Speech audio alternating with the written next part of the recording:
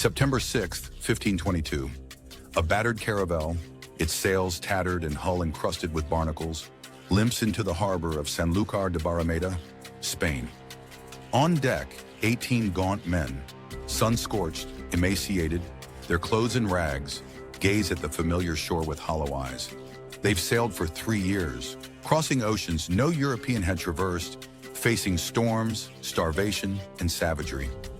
The Victoria, lone survivor of a fleet of 5, carries a cargo of cloves worth more than gold. But its true treasure is proof. The earth is round, and a western route to the spices exists. Juan Sebastián Elcano, the Basque navigator who assumed command after unimaginable losses, stands at the helm, his face etched with triumph and grief. Below, chronicler Antonio Pigafetta scribbles the final entries in his journal, recording a voyage that claimed over 200 lives, including their leader, Ferdinand Magellan. This is no ordinary return. It's the culmination of humanity's first circumnavigation, a feat that shatters maps, ignites global trade wars, and ushers in an age of empire and exploration.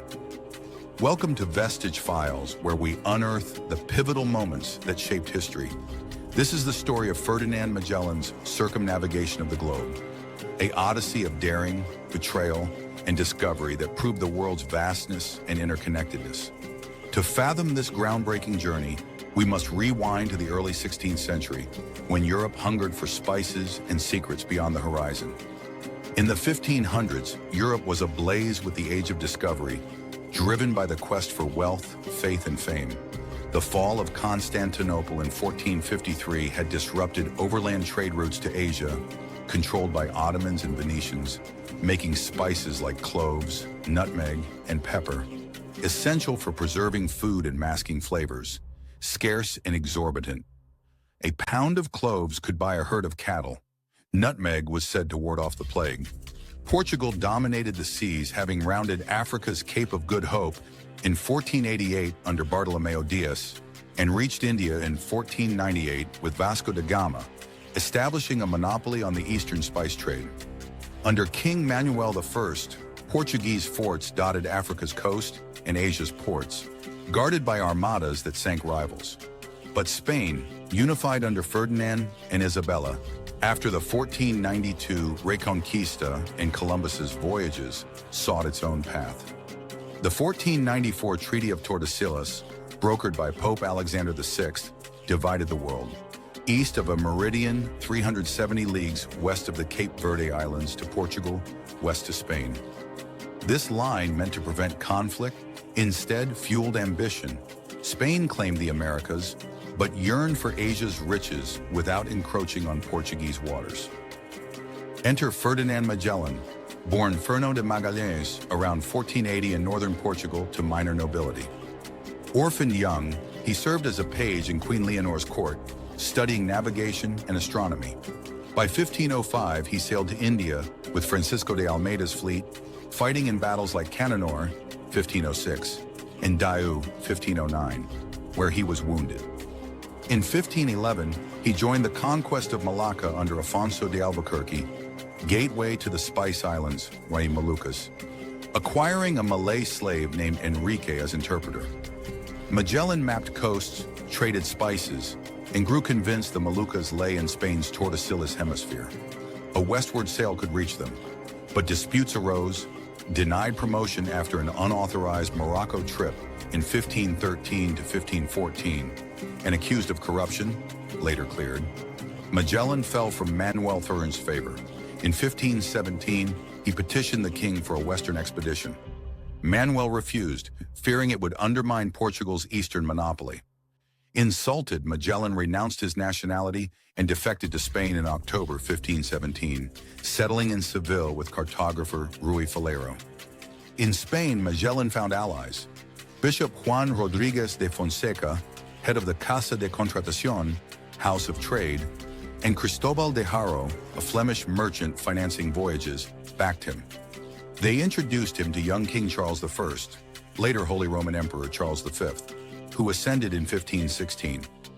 Eager to rival Portugal, Charles approved the venture on March 22, 1518, via the capitulations of Valladolid. Magellan and Falero as captains general, with governorships over discovered lands, 20% of profits after costs, and titles as adelantados. Spain funded 5 ships, the 110-ton Trinidad flagship, 120-ton San Antonio, 85-ton Concepcion, 75-ton Victoria, and 60-ton Santiago, all naus or carracks, armed with cannons and stock for 2 years.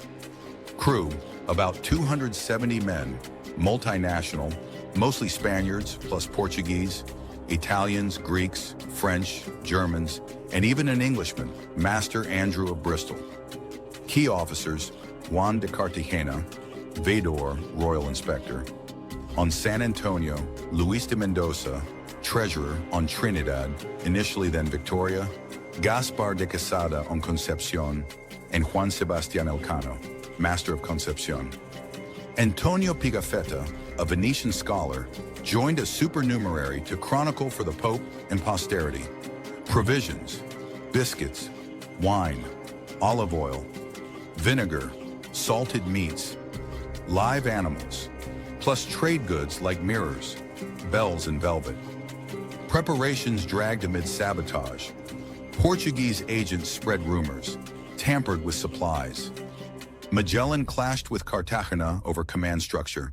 Falero, deemed unstable, was replaced by Juan de Cartagena as joint captain, sowing seeds of discord. The fleet departed Seville on August 10, 1519, navigating the Guadalquivir River to Sanlúcar de Barrameda, where delays for provisioning stretched to September 20, 1519. As they sailed into the Atlantic, Magellan carried sealed orders. Seek a strait through the Americas to the South Sea, Pacific. Claim spices for Spain. Avoid Portuguese territories. Hopes soared, but the unknown loomed. Maps showed a vast ocean, but none its true scale. The voyage began auspiciously, stopping at Tenerife for supplies. By late September, they hugged Africa's coast, crossing the equator in November amid calm doldrums. Tensions simmered. Magellan, secretive about the route, altered course southward without consulting captains, prompting Cartagena's confrontation in October. Magellan arrested him briefly, replacing him with Antonio de Coca on San Antonio. On December 13, 1519, they reached Rio de Janeiro's bay. Lush, welcoming Tupi natives traded food for trinkets. Sailing south, they explored the Rio de la Plata estuary on January 10, 1520, mistaking it for the strait but finding only a river. Pressing on along Patagonia's desolate coast, storms battered them. On March 31, 1520, they anchored at Puerto San Julian, a sheltered bay, to winter, harsh winds and cold forced hibernation. San Julian became a crucible. The crew, facing halved rations, grumbled. On Easter Sunday, April 1, 1520, Spanish captains mutinied. Quesada seized Concepcion, Mendoza Victoria, and Coca San Antonio, demanding shared command and return to Spain. Magellan, controlling Trinidad and Santiago, acted decisively. Sending a loyal boat to Victoria under pretense of negotiation, his men stabbed Mendoza and retook the ship. Blockading the bay, he captured San Antonio when it drifted. Quesada surrendered Concepcion. The aftermath was brutal. Quesada beheaded for murder, Mendoza's body quartered, Cartagena and a priest marooned. 40 mutineers sentenced to death but pardoned to labor, forging chains, pumping bilges.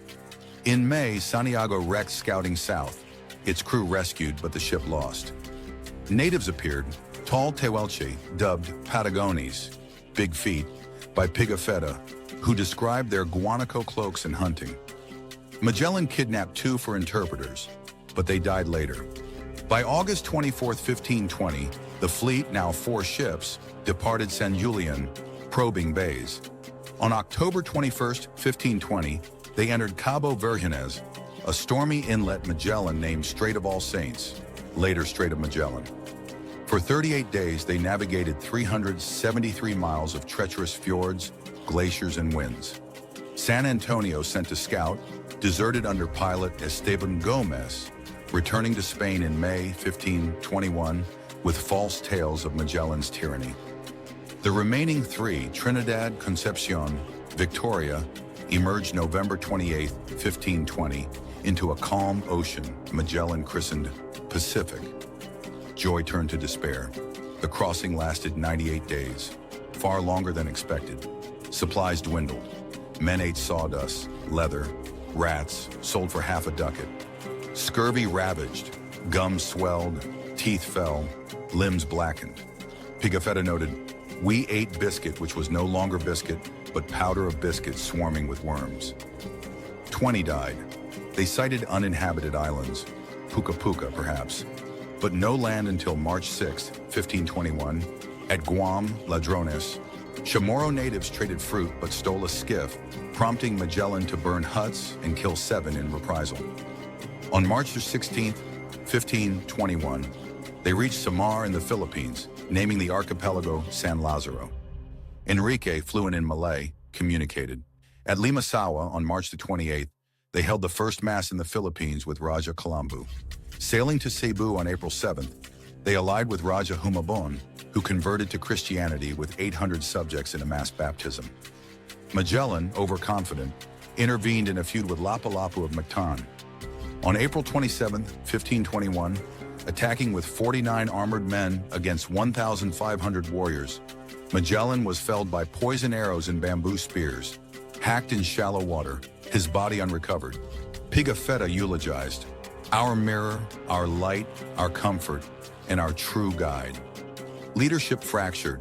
Duarte Barbosa and Juan Serrano elected co-captains, but on May 1st at a banquet, Humabon betrayed them, massacring 27, including Barbosa and cosmographer Andres de San Martin. Serrano, bound, begged escapees to ransom him, but they fled, abandoning him to death. Survivors, about 115, burned Concepcion, worm-eaten, proceeding on Trinidad and Victoria under João Lopes Carvalho. Reaching Mindanao, then Palawan, they gathered supplies. At Brunei in July, they marveled at Sultan Bolkiah's court, elephants, porcelain, but fled after a misunderstanding. Navigating to the Moluccas, they arrived at Tidore on November 8, 1521, trading for cloves with Sultan al-Mansur. Loading 50 tons of spices, they prepared return.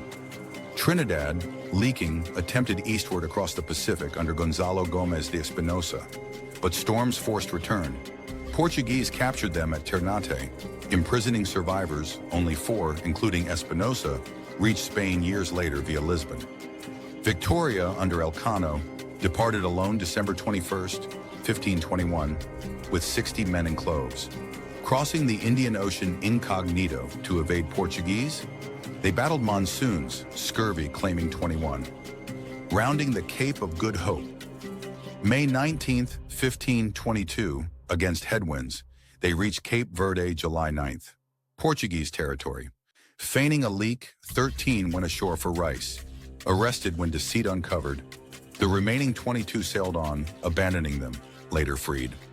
On September 6, 1522, Victoria docked at Sanlúcar, then Seville 2 days later.